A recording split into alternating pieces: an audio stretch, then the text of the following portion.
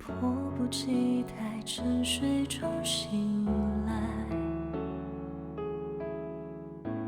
故事从这里揭开，感受着呼吸越变越暖，安静到澎湃，奇迹般的力量，想拥抱你的心跳，牵你双手，看世界那么缤纷，等你探索。当生命有了呼唤，期盼未来，换我迫不及待，要在你生命中陪伴。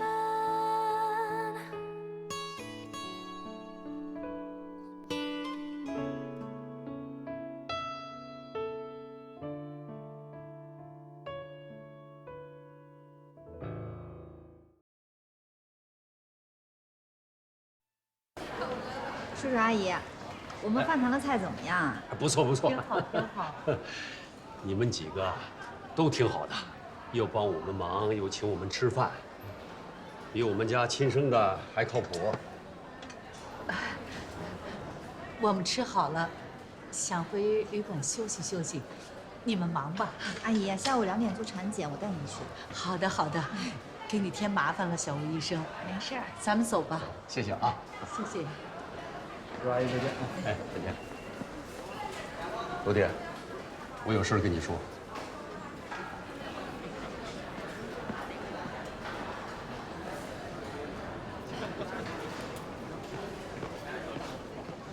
他没跟你说什么吧？没说什么，就聊聊天。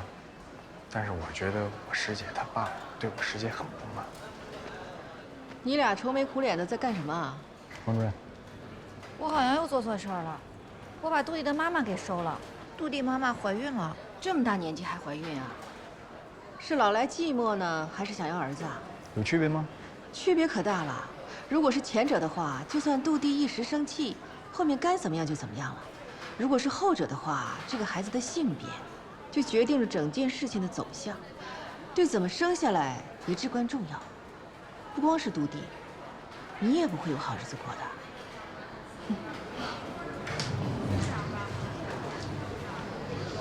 不会的，不会的，老天会保佑我们的友情的。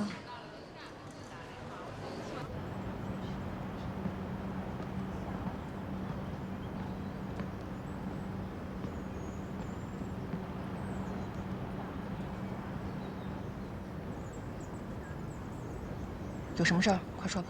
今天下午做 B 超，你去看一下，是男的是女的？什么？你是医生，你应该能看懂吧？你知道这件事情是违法的吗？医生告诉病人那是违法，女儿告诉爸爸那违法吗？我看你是想儿子想疯了，我不会去看的，求你。我就让你看一眼，我又没让你干别的。养你那么多年，让你帮家里一次你都不愿意，我只有你一个孩子，你连这点忙都不帮，你别怪我再生一个。如果你养孩子是为了让他帮你违法的话，我劝你别养。你站住！我真是白养你了，早知道你这样冷血，就不该求你。你说什么呢？你怎么能跟女儿说这种话？说错了吗？我也是没有办法，咱老来得子，却让你现在这个年龄还受这样的罪。早知道养这样一个女儿，还不如不养。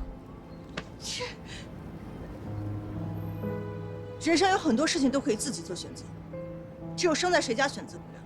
如果可以让我选，我宁可做一只小狗小猫，也不投胎到你们家做女儿。你别走，你给我回来！你把我和你妈晾在这儿，你牛什么牛？他气死我了！他。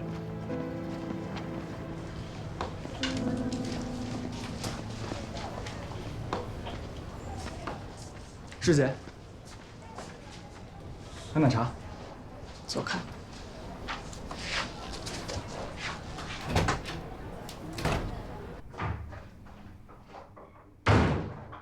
我真是白养你了，早知道你这样冷血，就不该求你。养这样一个女儿，还不如不养。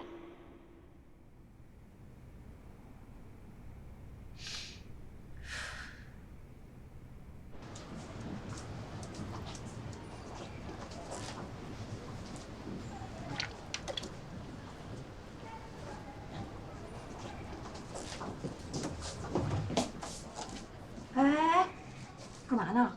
刘国学的爱好比较特别。我等我师姐，半天没出来了。然后呢？我担心她呀。哦，哎，你觉得你师姐是不是有可能便秘了？你那么担心，要不要给她送开塞露进去？可以吗？你是真傻还是假傻呀？你那个钢铁强人老师肠子一定是直的。放心啊，你赶紧走啊！你别把出来孕产妇给吓着了。走走走走走。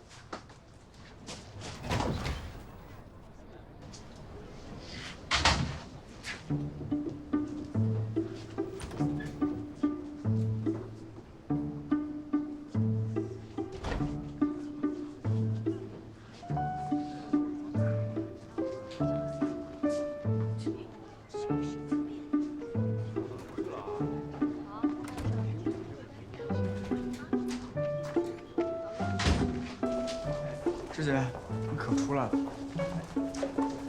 姐，你没事吧？叔叔阿姨跟你说什么了？我需要知道今天所有新生儿的排便状况。你去收集一下他们的尿不湿，从颜色、形状、气味判断一下他们的喂养情况，给我写个报告。别这样。师姐，写多少字啊？好嘞，看起来还可以啊，就是比较小。男孩还是女孩？阿姨，这个不能问的。这屋里又没外人，你们不说，我肯定不会说的。真的不行，这个是违法的，孩子健健康康才是最重要的啊。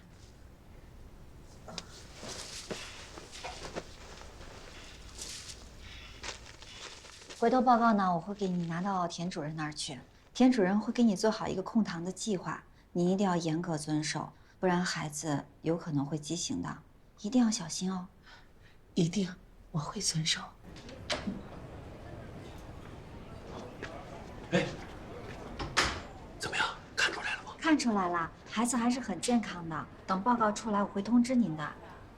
阿姨，我知道您住得远，但一定要定时来做产检。您这个年龄，千万不能掉以轻心了。我们一定准时来。那我就先去忙了啊。你快去忙吧，谢谢你啊，小吴医生，这陪我们忙了那么半天。应该的。那我先走了，叔叔阿姨再见。再见。再见。男的女的？你说，你怎么那么没用啊？你求他们嘛。我求他们了也不给说。跟你女儿一样没用。这可怎么办？跑这么远来建档，不就是为这事儿吗？难不成白跑一趟？我在家就说不来，你不听，管他男孩女孩呢，听天由命呗。听天由命，只有吃亏的份儿。不行，我还得找杜迪去。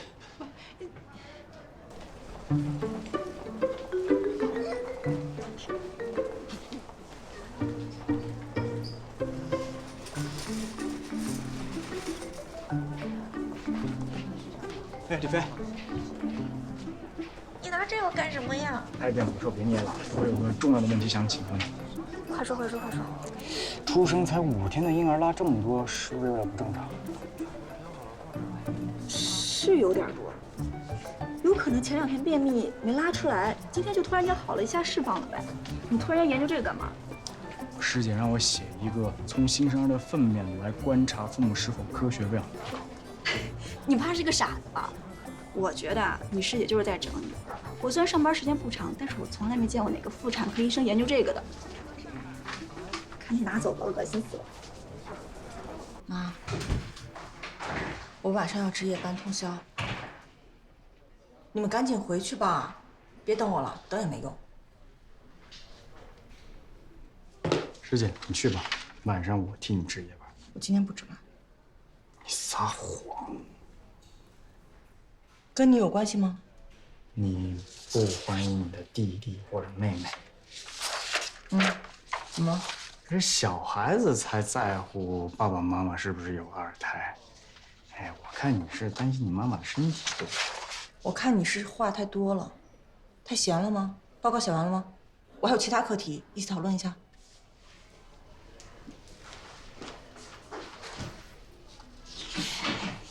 算跑。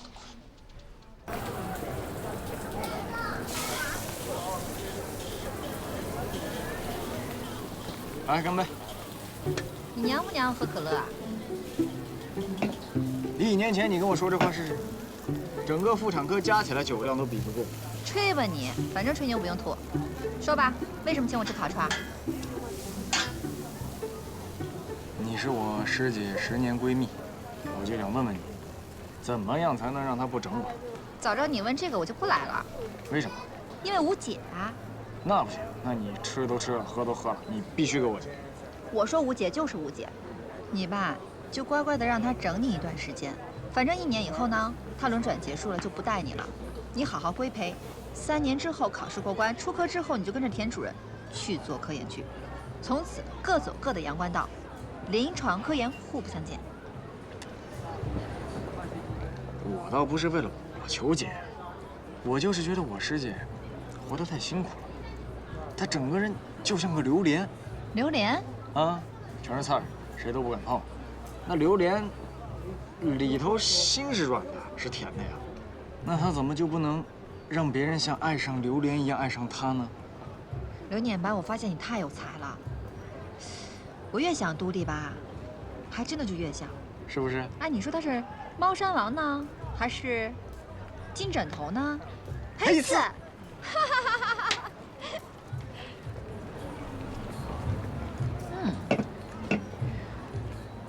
我呢，看你是真心为你师姐好的，这话我可只跟你说啊。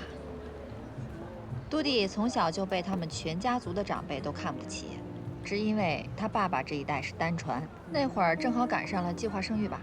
他爸妈好不容易进了个好的单位，又不敢超生，全家都希望他是个男孩。你是国外长大的，又是个独生子，可能你体会不到这一些。他要比普通的男生付出几10倍的努力，得到几10倍的成绩，才能在家里掀出一点水花来，否则大家都无视他的存在。10年了，我无解的事情，你几个月的时间怎么可能有解？这就好比哥德巴赫猜想，任何比2大的偶数都是2个素数的和。你认为它有解，可是你怎么就解不出来？你呀，要是想一辈子解这个题，那你就天天琢磨这个题。你可以好好花这个时间。那如果你只是想玩玩，怎么可能解得出来呀？我也没喝酒啊，怎么听着这么晕呢？总之就是一句话，无解。我吃饱了，明天还要上班，我要走啦。我还非得解出来。我发现你有点斯德哥尔摩综合症的前兆啊，好自为之啊。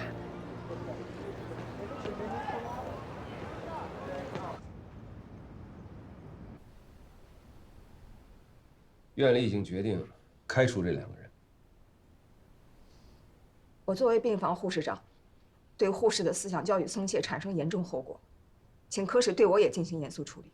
盛济医院从来没有发生过非医学需要的胎儿性别鉴定，万万没有想到啊，王英护士长，我们那么多年的安全生产就被你的手下一个护士给终结了，还连累了放射科，开除了一个 B 超医生。是我没管好，是我的问题。我一定在护士中展开严肃的纪律教育，坚决杜绝类似事情再次发生。你们一个个的不要觉得现在大部分人的认识都是生男生女都一样，私下告诉亲友胎儿的性别没什么大不了的事儿。告诉你们，这次知道自己胎儿性别的是个网红，前天知道的，昨天就在网上显明自己怀的是个男孩，今天就被网友人肉出是在我们盛济医院做的检查。盛济的100年生育啊，严格的管理都成了笑话。从今天开始，一旦发生私下告诉亲友胎儿性别的事情，所有的部门全部受罚。你们看着办吧。散会。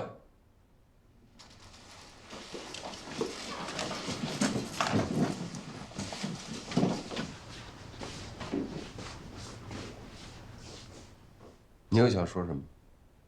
说我不如张主任是吧？看我笑话是不是很开心啊？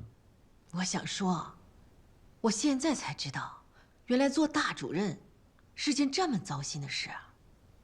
辛苦了。哎。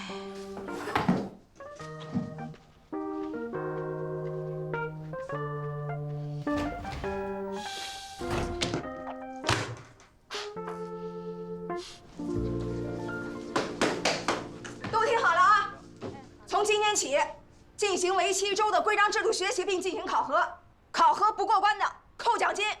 太缺德了，害人害己！干活去。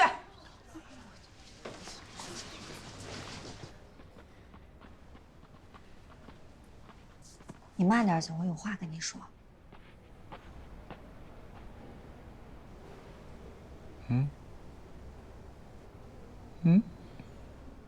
你这人真是，我要和你师姐聊周期性子宫出血。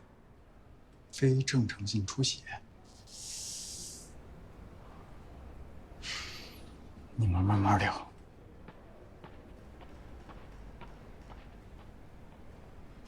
我跟你说，你千万不要帮你妈妈做胎儿性别鉴定。他找你了，昨天做 B 超的时候，她问我了，但我没说。你别告诉他，说了就违规了。你别告诉我，我不想知道。我没看清。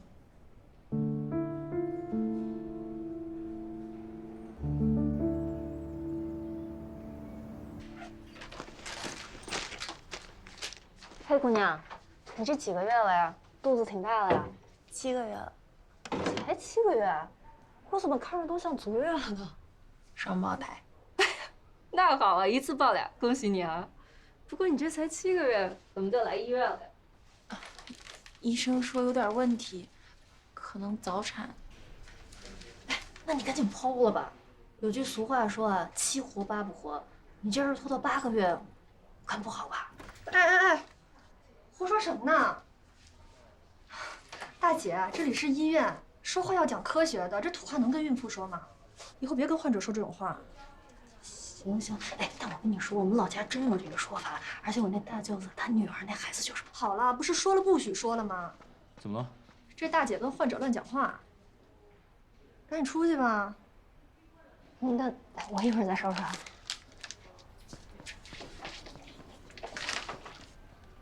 肖丽丽是吧？啊，是。你们考虑的怎么样了？是减胎还是要再等等2个都是我的孩子，我2个都要。是这样啊，现在2个孩子能不能都活下来，不是我说什么就能决定的，因为大的那个已经比小的要大40%了。他们是单绒毛膜囊、双样膜囊双胎，是共用1个胎盘的。大的那个呢，脐带就插在胎盘的中间，而小的那个是在边缘，也就是说，大的那个血液营养比较充足，但是小的只能吸收到一点点。你从18周就开始在圣济观察了，现在28周了，小的那个发育状态是不好的，现在脐带血液已经开始出现异常了，随时可能胎死宫内。小胎儿自发死亡，可能会诱发宫缩，会危及大的胎儿，不如人工减胎。大的胎儿风险更小。大夫，你们最推荐什么解决方法？如果你们想要一个相对健康的孩子，不要再等了，尽早减胎是最好的办法。我不会杀死我的小宝的，我不同意。如果拖到后面，2个都会出问题的。我们现在就剖，2个孩子是不是都能活啊？你现在剖2个都是早产，风险都很大，小的尤其大，因为发育本来就没有大的那个好。我们再商量一下吧。行，商量好了，尽快告诉我。哎，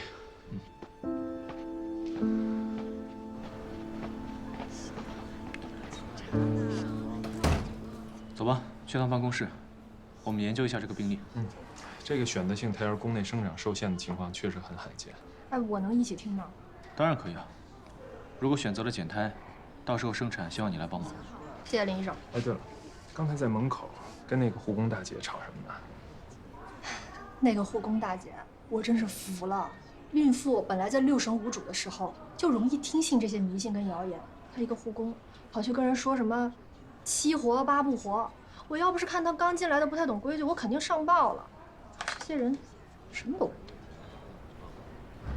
这些人是什么人啊？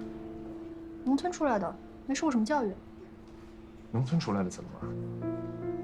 你可别瞧不起这些农村人，他们有很多都是通过自己努力逆袭成功的。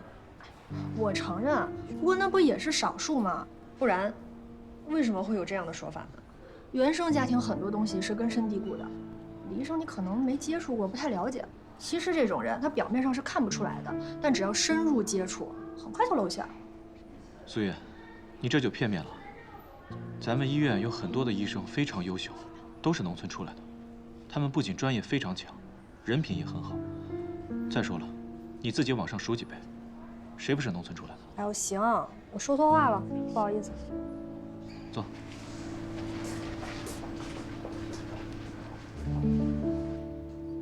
来了来了，怎么样？检查了？什么时候手术啊？你们消息够快的呀。给我们讲讲嘛。对啊，讲讲。讲讲吧。行，不错啊，这一届的年轻人都很好学。来吧，跟你们讲讲。请坐。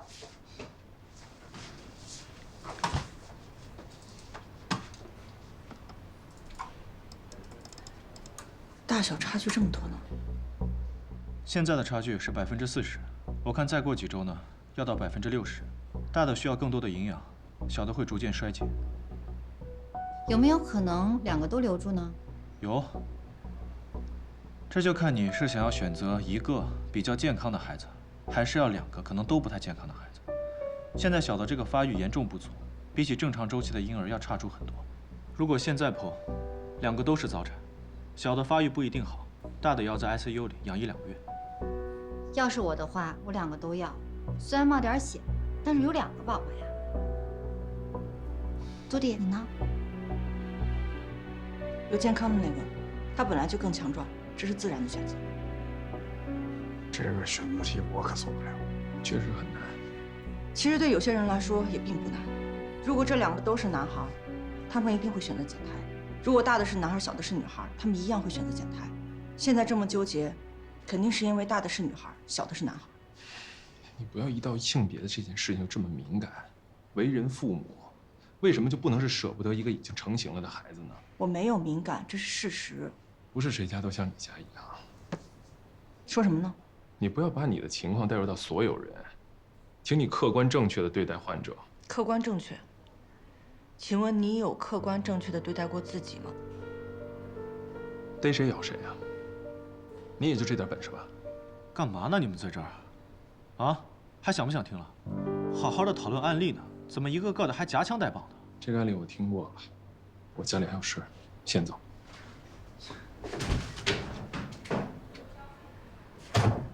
我们继续吧。我真是白夸你们了。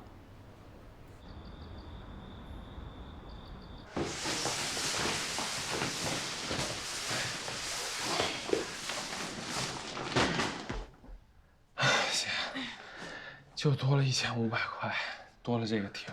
你这刚到手的工资就不剩几个钱了。哎呦，已经很便宜了，我找了半天呢。哎，你看还有电梯呢。最重要的是，这离医院只有5站地，这样你每天就能多睡40分钟。哎，我说我本来以为吧，你都当上主治了，就能轻松一点，没想到吧，干的还是跟原来一样的活，动不动就要24小时值班，你说图啥呀？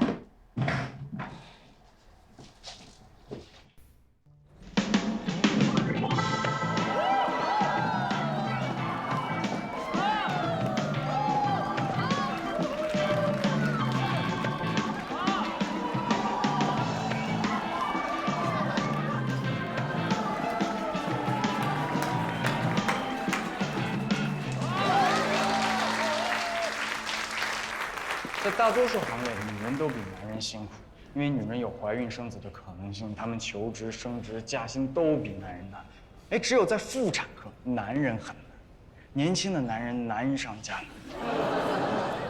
有一种眼光，带着一点探索，带着一点羞涩，带着一点恐惧，带着一点鄙视。对，就是女患者一进诊室，看见年轻男医生的眼光。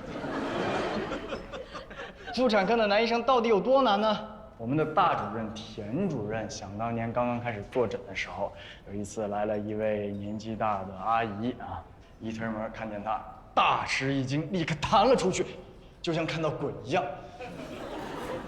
我们的田主任也没生气，因为他习惯了啊。过了一会儿，阿姨又推门进来了，田主任就问他：“阿姨，您怎么又来了？”阿姨说：“今天的女医生都是专家号，要50，你才15。田卓为了证明自己，使出浑身解数，各种耐心倾听、细心解释。阿姨终于缓和下来了。等到田主任要给她做妇科检查时，阿姨又爆发了，说：“算了吧，我还是去看50的吧。”田主任只好恭送她出门啊。阿姨临出门时回头看了她一眼，惋惜地说：“小伙子，态度不错，看你体体面面的，怎么就干了这个呢？干了这个是哪个呀？”感觉阿姨骂了一句没有脏话的脏话。哎，到了我这个时代，情况就有所不同了。到了我坐诊的时候，来了一位轻熟的40岁的小姐姐来看病。她一推门看见我，大吃一惊，犹豫了一下，还是进来了。因为听过田主任的故事，我对这种大吃一惊的患者就格外用心，也是各种温和耐心。等检查完，她走了。临出门时看了我一眼，惋惜地说：“小伙子，长得不错，看你体体面面的，怎么就干了这个？要不你来我们公司出道吧？”拜托，我只是想好好的看个病而已，我只是想安静的做个美男子医生，这样不对吗？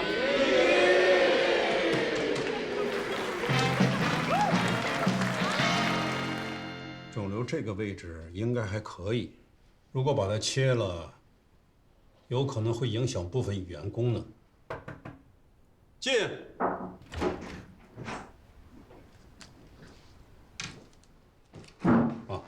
你回去再把它重新整理一下，明天科室晨会大家讨论一下。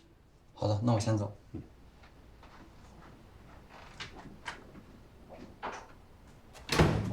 找我什么事儿？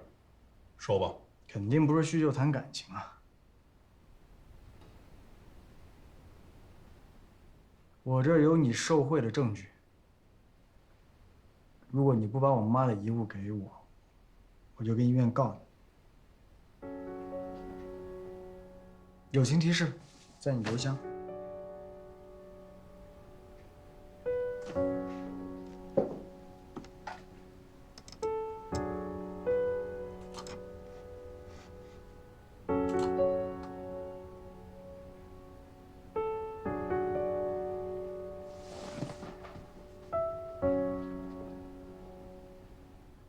你断定我是在受贿？需要用现金来进行交易的，那肯定是见不得光的事情。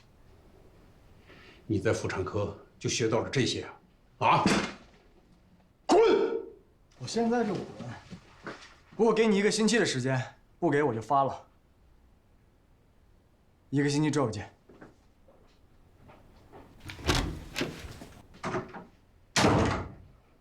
混账小子！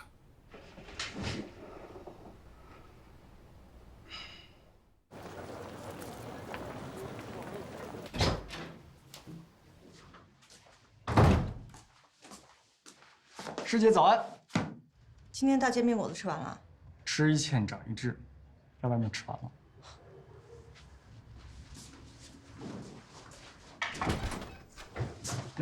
叔叔阿姨早。站住！你敢走，我就闹得你们全医院都知道你是个不孝女。你们来的目的我很清楚，我不会做到。你不做，我今天站这儿我就不走了。做什么我可以帮忙。闭嘴！36床呼叫。双胞胎那个，走。不许走！爸，你干什么？他爸，你快起来！这个没心没肺的女儿，你就不配当医生。起来说话。你先去那边看看，有什么情况回来告诉我。啊。你能先起来吗？不行，这是违法的事情，我不能说。杜迪，帮帮你爸爸，我们也不想让你太丢人。再这样下去，你在上级怎么做人啊？怎么连你也这样？妈这一辈子只想跟你爸好好过日子，你爸对妈怎么样，你是知道的。妈不想因为这件事儿影响咱们全家，一见面就吵。杜迪，妈求求你了。说的那个有一个胎心不好了。谁在？上一班医生在，林医生马上就到。你起来，我要忙了，我真的要忙了。你先去看着，我这边处理完过去。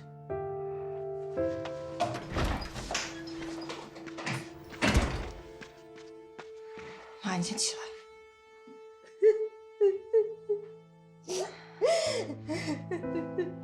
妈。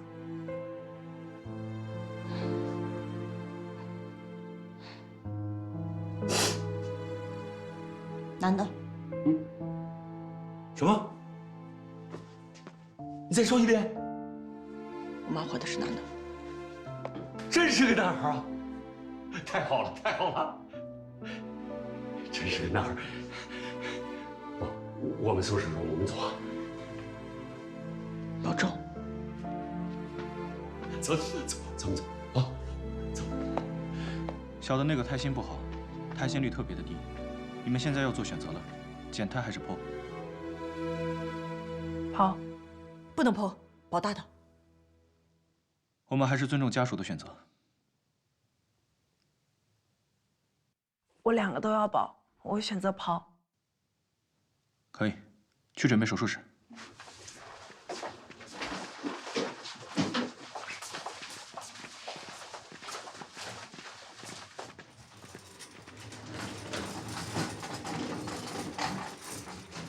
我们一起去看手术吗？你先去吧，我晚点再去。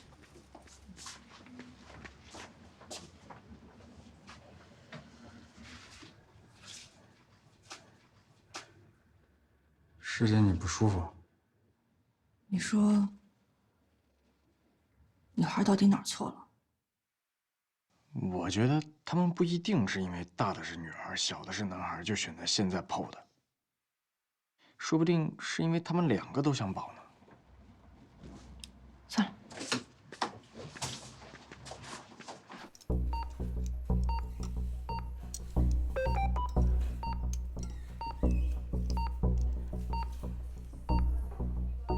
这个位置先拿小的。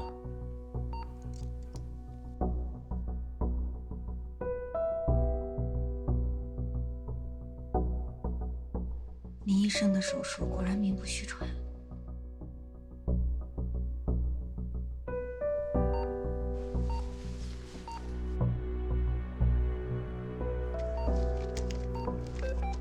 小的出来了，是个女孩。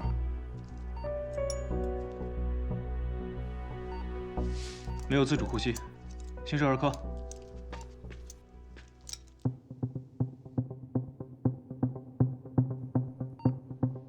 气管插管，正压通气，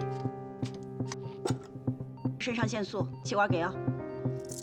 这么重要的手术，怎么没见新生儿科风头最近的冯主任？是。心率80。大的是男孩。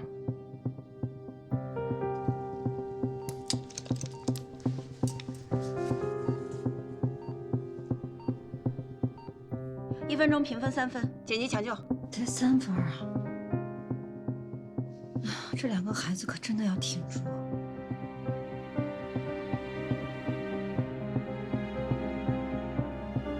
胎盘剥离正常。心率100，停止胸按压。小女孩有呼吸了。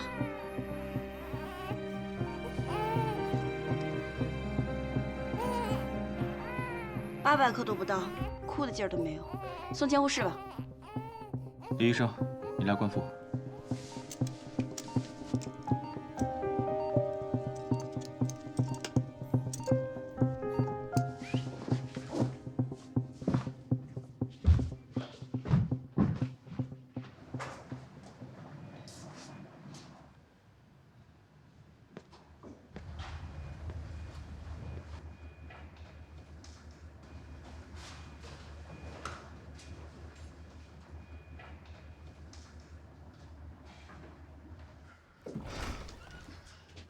哎，李医生，孩子怎么样？手术很成功，2个孩子都剖出来了，小的是女孩，大的是男孩。健康吗？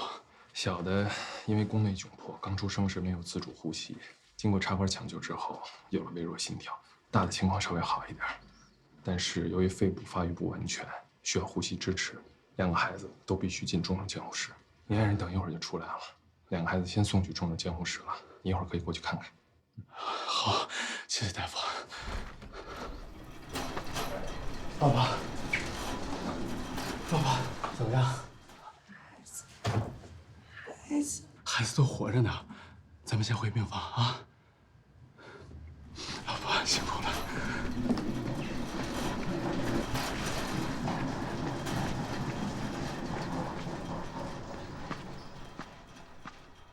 怎么？因为预测失败，没能证明人性的黑暗，所以感到非常沮丧，是吗？什么时候敢向大家介绍你姐姐了？你什么时候再来嘲笑我？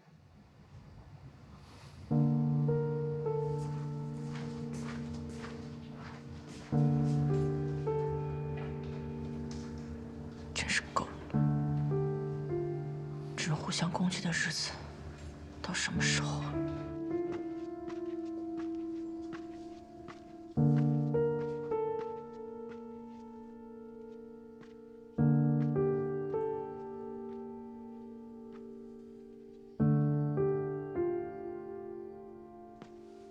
找冯主任。哦，不是，我来看看刚才那2个新生儿的情况。你也不用躲躲藏藏的，冯主任今天出去开会了，也不会出现在病房的。他最近为什么没参加我们科的手术？还不是因为你们离婚的事儿。你说整个妇产科的人，不管是医生还是护士，哪个不天天挤兑他？冯主任，我跟了他这么多年了，他是一个老实人。你说你们离婚就离婚吧，也别让全妇产科的人都排挤他呀。哎，算了算了，我也不说了，怕了你们科了。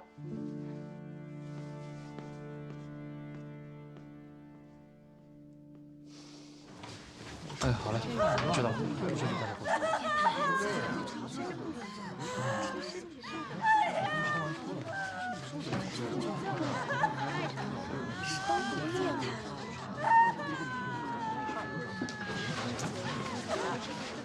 哪家在哭啊？刚早产了2孩子的那家。我不管你说非得要跑，结果现在大的小的都这么危险。李医生啊，你说2个大的那个也要在重症监护室待那么久啊？哎呀，一天小1万呢，我们2个孩子1个月就是60万，谁家掏得起这么多钱呀？大的那个情况确实比小的好一点，但他毕竟是早产儿，各个方面发育不完全，需要在重症监护室再待一段时间。可我们是真没钱呀！怎么回事啊？你爱人刚刚做完手术，要好好休息，不要让他情绪那么激动。医生，我不是故意的，我们实在是花不起那个钱呀。要不，先让1个孩子住到重症监护室，另一个到普通病房吧。孩子要去普通病房，就基本上等于放弃治疗了。你们要想清楚。医生，都是自己的孩子，谁想放弃啊？这不是没办法了吗？你就是想放弃，还装什么好人？都怪你找的是什么东南亚的医生，非说大的是个女孩，小的是个男孩，死活要跑，结果大的小的现在都这么危险。你说2个都要，我现在就2个都要。你们在国外做了胎儿性别鉴定啊，不违法，不违法。告诉你了，不要去，你非说他便宜，现在2个孩子都要被你害死了。儿子现在不是还在吗？我们的钱只够1个。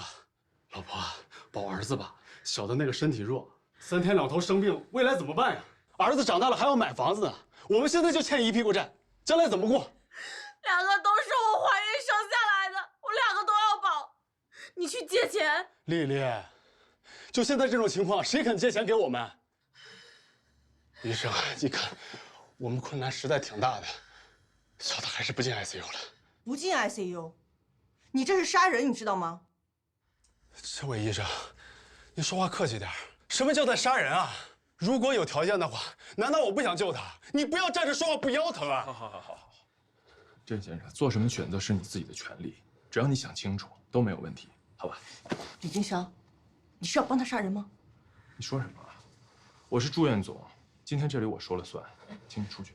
是谁昨天嘲笑我说我预测失败的？原来不是我预测失败，是他们自己搞错了性别。他们现在就要放弃小的那个女孩，你说我胡说吗？人家有权利做这样的选择。你就是助纣为虐。你出去，出去。李冰香，我真替你妈妈给你记录不吃。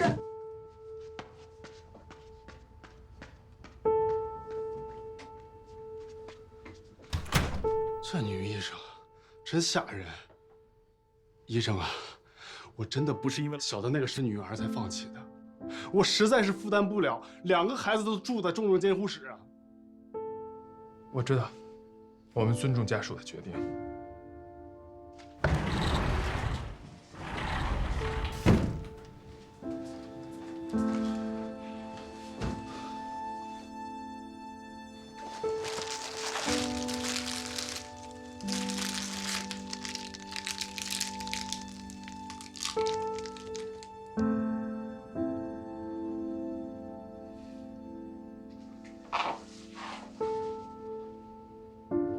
你在干嘛？你怎么躲在这儿啊？你哭了？那是啥？产妇家属给我的。能给我吃一颗吗？当然了。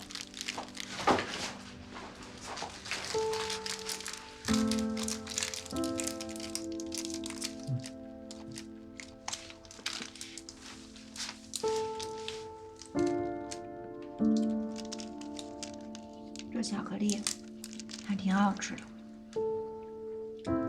谁欺负你了？没人欺负我。我刚才想去新生儿科看看冯远航怎么样了，结果他们护士长告诉我，说冯远航受我们科室的人排挤，还被暂时调离了。我虽然不知道你们为什么离婚，但是大家帮你出气，你不应该开心吗？我不开心，我跟他离婚不是因为我不爱他了，我不希望大家那么对他。这我就搞不懂了。既然有爱，就不应该离婚啊。